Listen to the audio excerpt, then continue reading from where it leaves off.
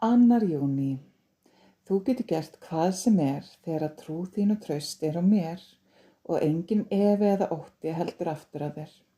Þegar viðmót þitt og viðhorf rétt og þú hefur fullt traust á hæfileikum þínum, ekkert sem þú getur ekki gert eða lokið við í þessu lífi. Þú hefur innra með þér allan kraft, alla visku, allan styrk, allar gáfur og allan skilning.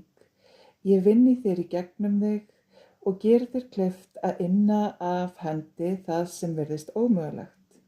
Vertu aldrei hræddur við að setja markið hátt, vertu aldrei hræddur við að vænta þess að það ómögulega verði mögulegt.